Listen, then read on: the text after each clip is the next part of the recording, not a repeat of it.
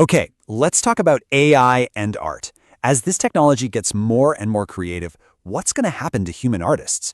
I mean, it sounds like something out of a sci-fi movie, right? But it's happening right now. Welcome to The Explainer. Let's get into it. I mean, just think about this for a second. An AI can now spit out a full-blown movie script in like minutes.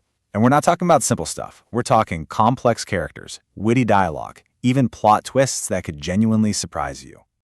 And it's not just screenplays. AI is composing music, it can create original songs in pretty much any style you want. And get this, it can even bring back the voices of legends like Mahad Rafi to sing brand new tracks. It's kind of wild. And the visuals? Oh man, the visuals are just mind-blowing. You want a sketch? You got it. A full-on oil painting? Done. In any style you can possibly imagine, from Disney Pixar to Studio Ghibli, literally anything. AI can whip up these incredible images in a snap. So with this just explosion of AI capability, we're left with a huge critical question about the future. Is this it? Is this the end for human artists? Okay, so to really get to the bottom of this, we've got to challenge something we all kind of take for granted. And that's the whole idea of originality. I mean, are any of our ideas really new? You know, the great Mark Twain was talking about this more than 100 years ago. He basically said there's no such thing as a new idea, that nothing we create is ever truly from scratch. He had this great analogy. He said our minds are like a mental kaleidoscope. Think about it. A kaleidoscope doesn't create new bits of colored glass, right? It just tumbles and rearranges the pieces that are already there to make beautiful new patterns. He argued that's exactly what we do.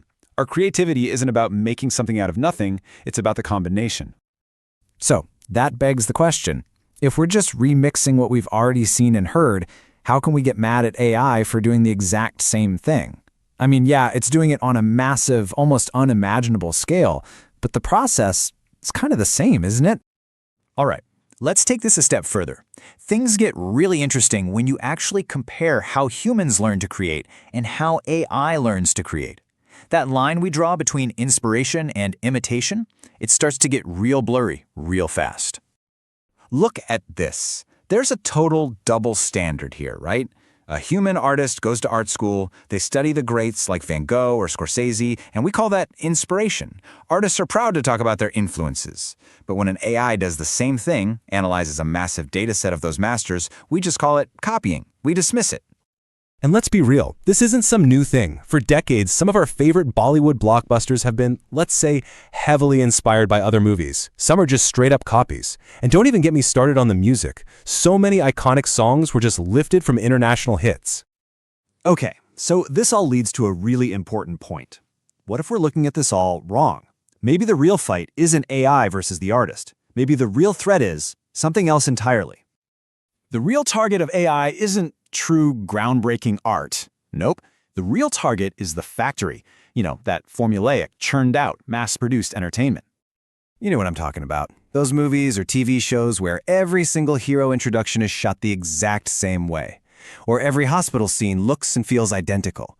That's not art. That's an assembly line. And an assembly line is a job that an AI can do way better and way faster than any person.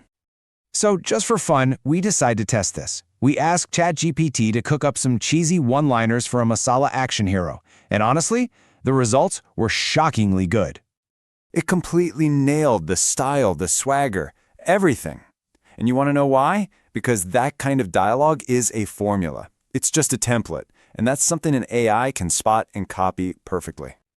So here's the bottom line. The people who should really be worried are the ones who make a living off of that formula. The creators of cookie-cutter content, maybe someone like a Rohit Shetty, they might have the most to fear here.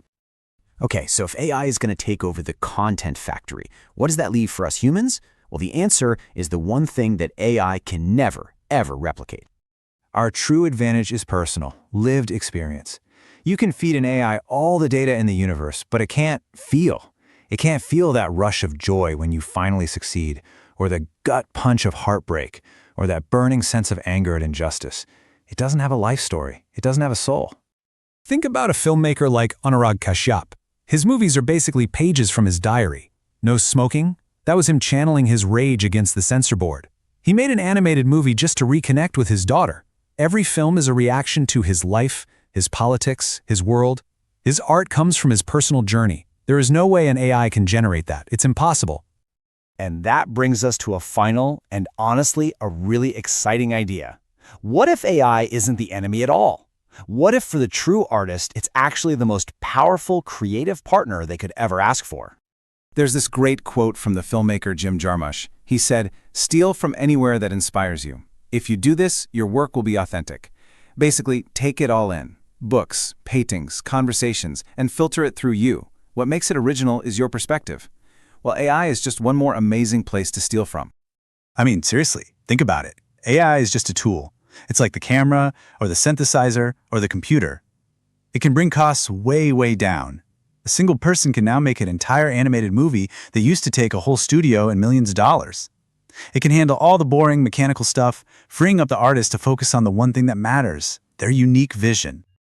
So at the end of the day, the question isn't will AI replace artists? The real question is, what kind of creator are you going to be? Will this technology just replace the factory worker, churning out the same old thing, or will it empower the true artist, the one with a voice and a vision? Because the future of creativity, that's not going to be written by an algorithm. It's going to be written by us. Thanks for watching.